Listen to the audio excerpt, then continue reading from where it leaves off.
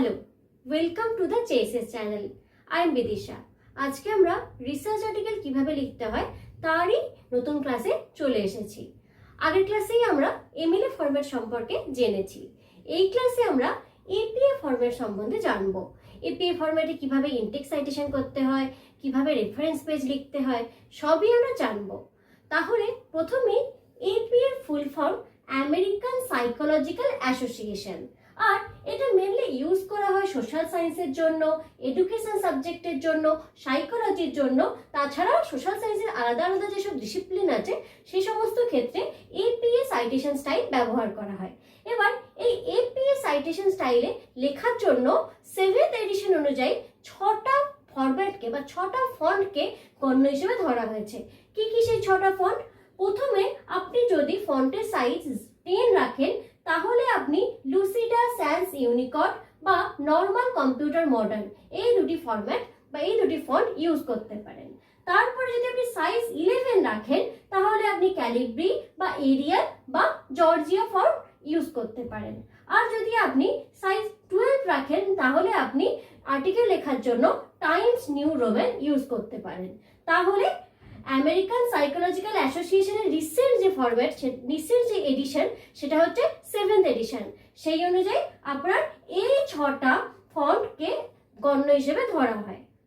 এবার এই এপিএ ফরম্যাটে আপনাকে পেজটা সাজানোর জন্য প্রথমেই আপনাকে 1 ইঞ্চ করে ওপরে নিচে এই সাইডে ওই সাইডে প্রত্যেকটা 4 সাইডে আপনাকে 1 ইঞ্চ করে মার্জিন দিতে হবে। তারপর আপনাকে পেজ নাম্বার লিখতে হবে হেডারে। হেডারের রাইট অ্যালাইনমেন্টে আপনাকে পেজ নাম্বারটি লিখতে হবে। আর গোটা লেখাটারই স্পেসিং থাকবে ডাবল স্পেসড। তাছাড়াও প্যারাগ্রাফ যখন আপনি স্টার্ট করছেন তখন সেটা লেফট অ্যালাইনড হবে। আর এপি ফরম্যাটে অ্যাবস্ট্রাক্ট যখন লিখবেন তখন সেটা যেন 150 থেকে 250 ওয়ার্ডসের মধ্যে হয়। অ্যাবস্ট্রাক্ট মানে কি? অ্যাবস্ট্রাক্ট মানে আপনার গোটা রিসার্চ পেপারটা একটা শর্ট সামারি। এবার প্রত্যেকটা রিসার্চ পেপার লেখার জন্য একটা গুরুত্বপূর্ণ দিক হলো তার টাইটেল। এপিএ ফরম্যাটে যখন আপনি সেই রিসার্চ পেপারের টাইটেলটা লিখছেন সেটা হবে বোল্ড ফন্টে, মানে আপনাকে যখন লিখবেন তখন সেটাকে বোল্ড করতে হবে। আর টাইটেল কেস ইউজ করতে হবে। টাইটেল কেস মানে হলো যে ইম্পর্টেন্ট বা মেজর ওয়ার্ডস গুলো আছে সেগুলোকে ক্যাপিটালাইজড করা। ধরুন একটা word the history of Bengal, এখানে মেজর ওয়ার্ডস কি? দা, যা শুরু হচ্ছে, হিস্ট্রি আর বেঙ্গল, সেই জন্য আপনাকে দায়ের টি, হিস্ট্রির এইচ এবং বেঙ্গলের বি ক্যাপিটাল করতে হবে। এইটাই মানে হচ্ছে টাইটেল কেস। আপনাকে কিন্তু কখনোই আপনি লিখতে পারেন না দা হিস্ট্রি, সেখানে এইচ ছোট আর বেঙ্গলের বি ছোট। তাহলে আপনাকে টাইটেল লেখার জন্য সেটা বোল্ড ফন্টে লিখতে হবে। যখন আপনি এপিএ ফরম্যাটে লিখছেন আপনাকে টাইটেল কেস ইউজ করতে হবে। টাইটেল কেস মানে কি? ইম্পর্টেন্ট মেজর ওয়ার্ডসগুলোকে ক্যাপিটালাইজড করা। আর আপনার পুরো টাইটেলটাই হবে সেন্টার্ড অ্যালাইনড। এবার টাইটেল লেখার পর সেটা কি লিখছে পেপারটা, সেই অথরের নাম লিখতে হবে, মানে আপনার নাম। সেখানে আপনি কিভাবে লিখবেন?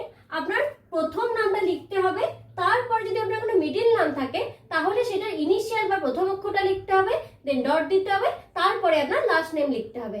আর তারপরে আপনার অ্যাফিলিয়েশন, আপনি কোনো ইউনিভার্সিটির সাথে যুক্ত থাকলে তা লিখতে পারেন, কোথাও প্রফেসর থাকলে তা লিখতে পারেন, কোনো স্কুলে থাকলে সেটা লিখতে পারেন যে স্কুলের টিচার, আপনি অ্যাসিস্ট্যান্ট টিচার, আর আপনি যদি রিসার্চ স্কলার হন অবশ্যই সেটা লিখতে পারেন। আপনার কোন ইউনিভার্সিটির সাথে যুক্ত বা কোন কিসের সাথে আপনার অ্যাফিলিয়েটেড সেই জিনিসটা আপনি লিখতে পারেন। আর ফার্স্ট নেম মানে ধরুন একটা মানুষের নাম রতন দাস সেন, সে কিভাবে লিখবে?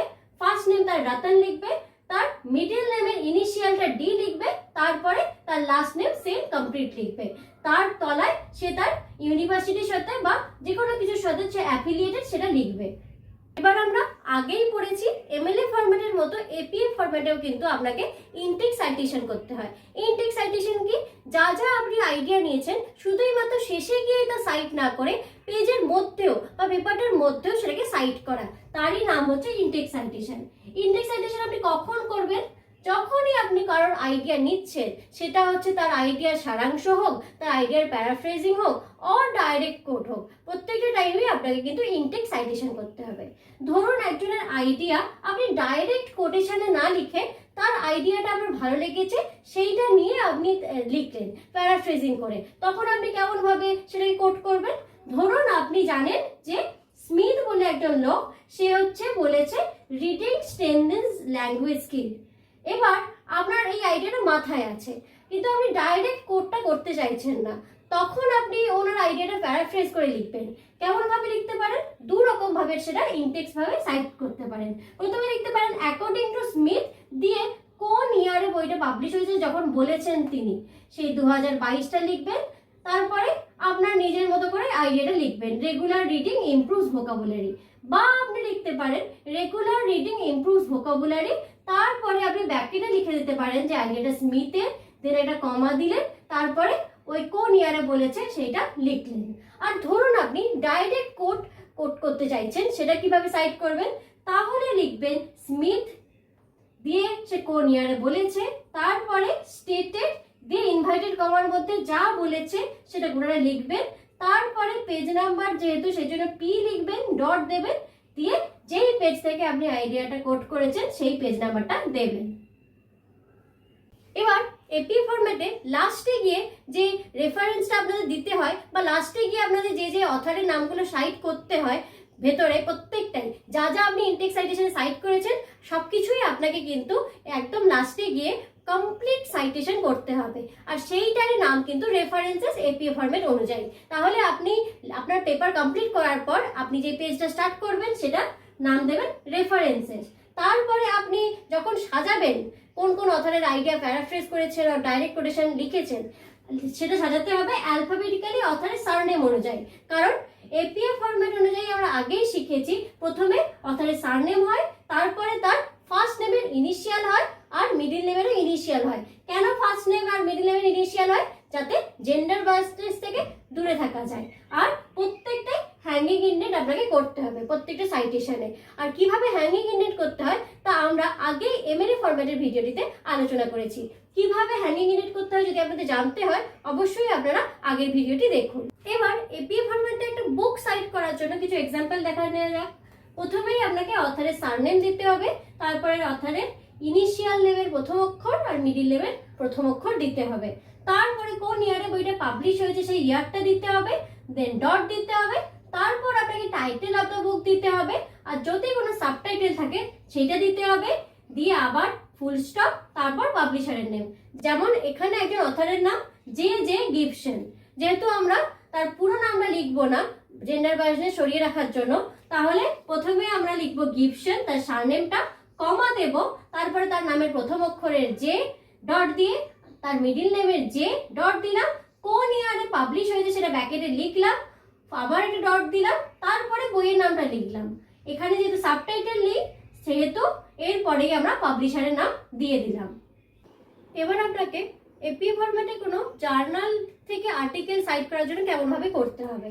প্রথমে আপনাকে অথরের সারনেম দিতে হবে, তারপরে আপনাকে অথরের ফার্স্ট নেমের ইনিশিয়াল এবং মিডিল নেমের ইনিশিয়াল দিতে হবে, তারপরে ব্র্যাকেটে ইয়ার দিতে হবে, তারপরে আবার ফুল স্টপ, তারপরে title of the journal article.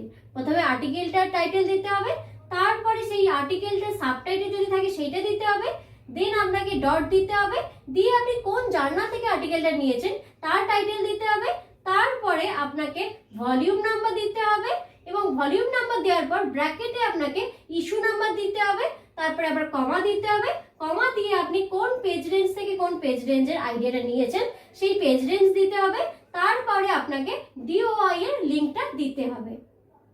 তাহলে এক্সাম্পল দেখে নেওয়া যায় কেমন হবে। ধরুন আপনি একটা জার্নাল, সেই জার্নাল থেকে একটা আর্টিকেল পড়েছেন, যে আর্টিকেলটা জে এম বিনলের লেখা, তাহলে আপনাকে কি লিখতে হবে? বিনল, তার সারনেম দিয়ে কমা, তারপরে তার first name dot, middle name dot, দিয়ে কোন ইয়ারে পাবলিশ হয়েছে ইয়ারটা ব্র্যাকেটের মধ্যে, দিয়ে ফুল স্টপ, তারপরে আপনাকে টাইটেল অফ দ্য আর্টিকেল দিতে হবে, তারপরে যদি কোনো সাবটাইটেল থাকে সেই সাবটাইটেলটা লিখতে হবে, তারপরে আপনাকে আবার ডট দিতে হবে, ডট দিয়ে আপনাকে জার্নালের নামটা দিতে হবে।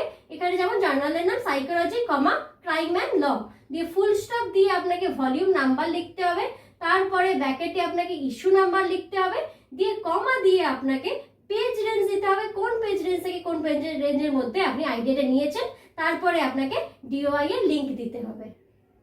এবার আপনারা যে আর্টিকেল লেখার সময় ডিওআই এর লিংক শুনলেন, ডিওআই জিনিসটা কি?